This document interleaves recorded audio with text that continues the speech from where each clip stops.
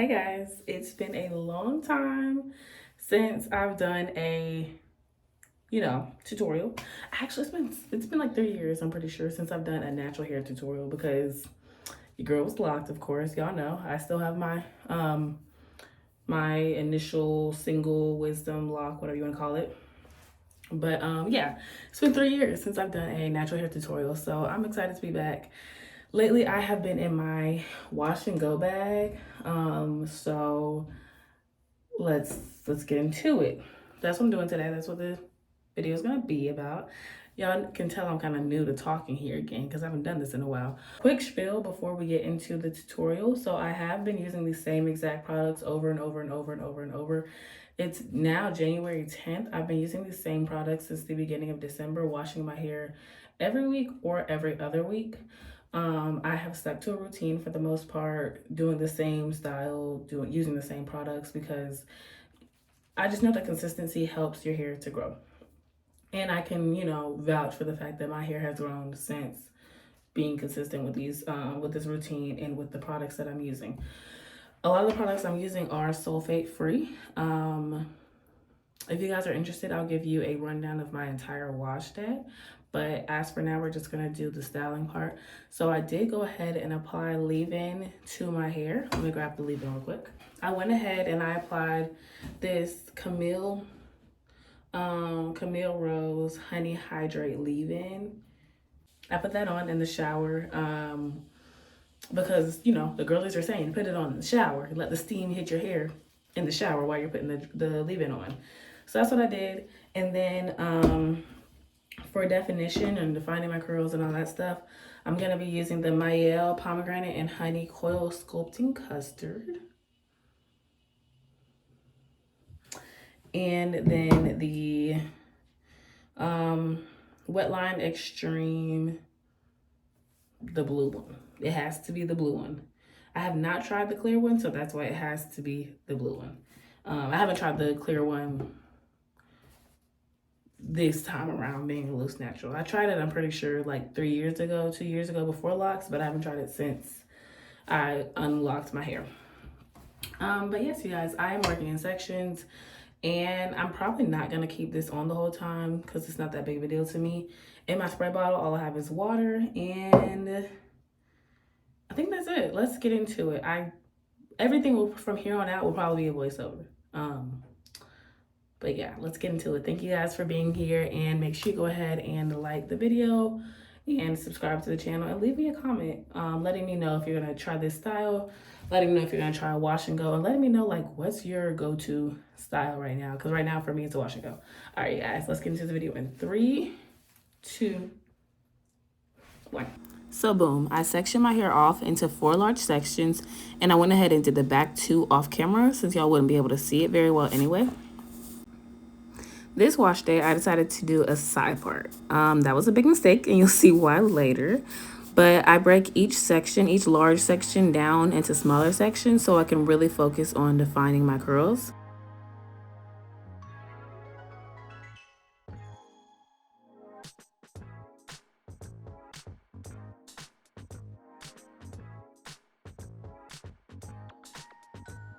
So I make sure that each section is almost drenched but not dripping before I start working with it.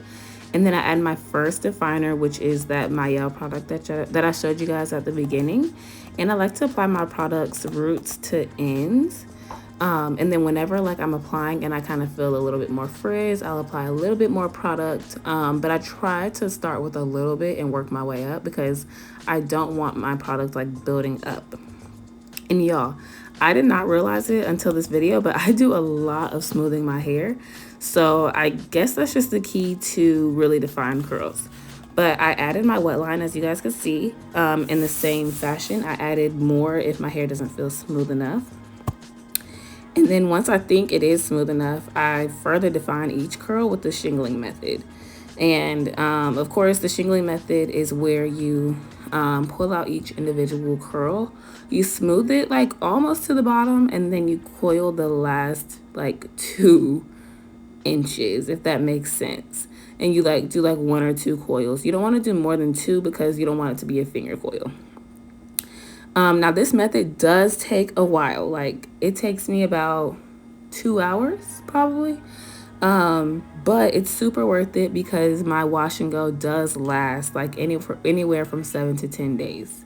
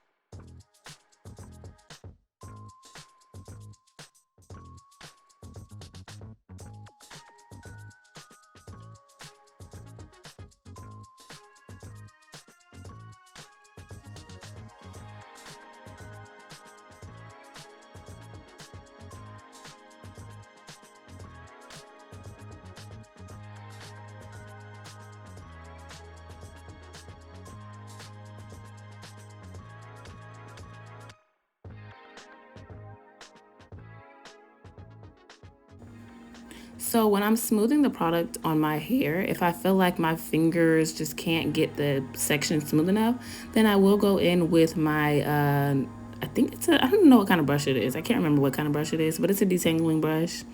I don't remember the brand that originally came out with it, but I go in with that brush. Basically, you can use like a tangle teaser or anything that doesn't have the little beads at the end of the bristles, because that's gonna break your hair off. But anything that's like a straight bristle, I guess, or straight teeth, you can use that for your wash and go, and it'll help to detangle your hair a little bit faster and a little bit more easily.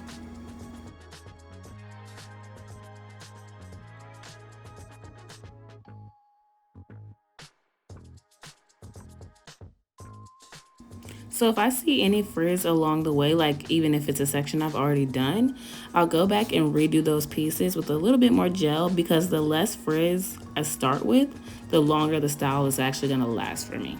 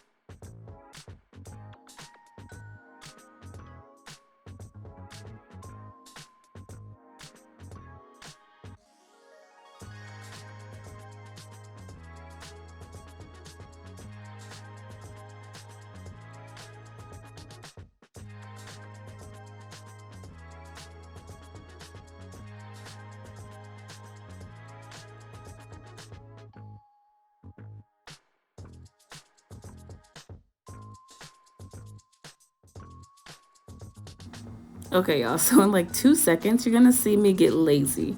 I decided that I was so tired of shingling and I just decided to run my fingers through the rest of that section with product and see what I got. Now I did go back and you'll see I shingled like a couple of the pieces that just seemed a little too frizzy or just like, a little out of place. I did go back and shingle those. But not shingling that entire section, it did not affect the longevity of my wash and go. But I did have a little extra product left in my hair, which caused flaking once my hair was dry. So like the next day when I took it down, there was a little bit of flakes on my shirt just because I didn't shingle that section properly.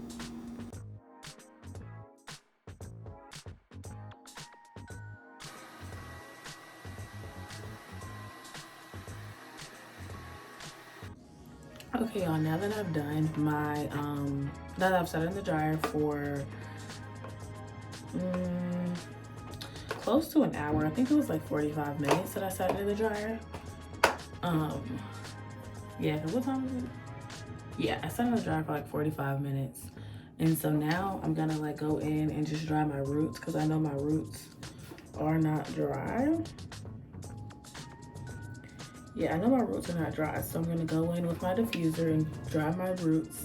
Then I'm gonna go in with my concentrator, stretch it. Then we're gonna use these scrunchies to band it. And then we'll be done for the night. And then I'll come back in the morning to show you guys how we look, as final results. All right, let's get into it. I ended up moving the diffuser around my hair in like 15-second increments and just kept repeating until my scalp was completely dry before I began the stretching part. And when I do this, my blow dryer is on like warm heat because the hot is way too hot for my scalp. It really burns it. And of course, cool is not really getting the job done fast enough for me. But next, I go ahead and begin sectioning off my hair to start the heat stretching and banding.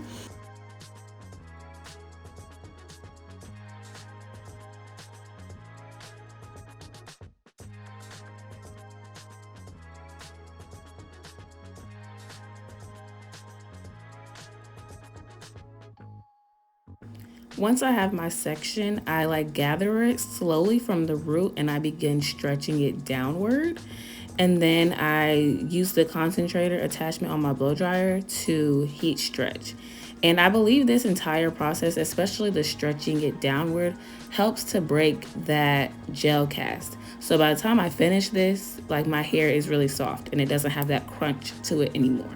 But I really do like the crunch once I finish defining my curls because that tells me that my wash and go is gonna last.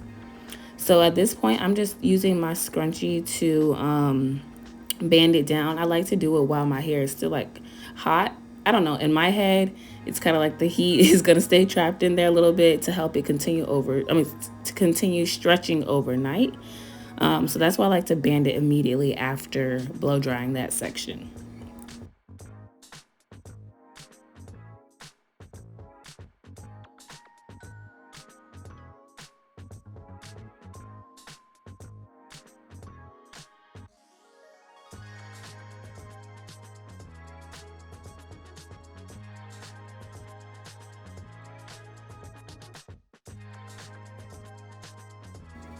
Okay, y'all, it's the next morning. Of course, I slept with the bands in, and now I'm just applying this macadamia oil to my hands so that way I can take the bands down with minimal frizz.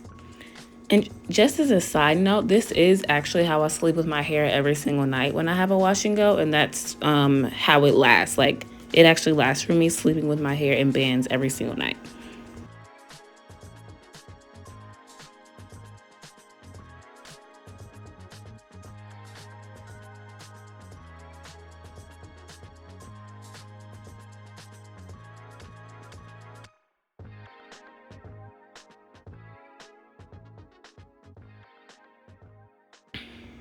Yo, this is when I realized that the deep side part was a mistake. I'm thinking maybe if I did like not a deep side part, like a little bit, you know, of a regular part instead of a C part, or maybe like a middle side part. That would have been cute, but the deep side part did not eat. So I was like, okay, let me just go back to what I know and do no part. And so I kind of messed with my hair, got it back to the no part situation, bobby pinned it because it was a little bit more like in my eyes than I needed it to be. And a couple days later, I did go back and redefine the curls that were in that part because they were a little frizzier than the rest of my hair. But that is it for the style, you guys. If you made it to this point in the video, I thank you so much for watching. Products that I use will be listed below in the description. But if you like this video, make sure to give me a thumbs up. Make sure you subscribe so that way you can return anytime I upload a video. And I'll see you guys in the next one. Bye.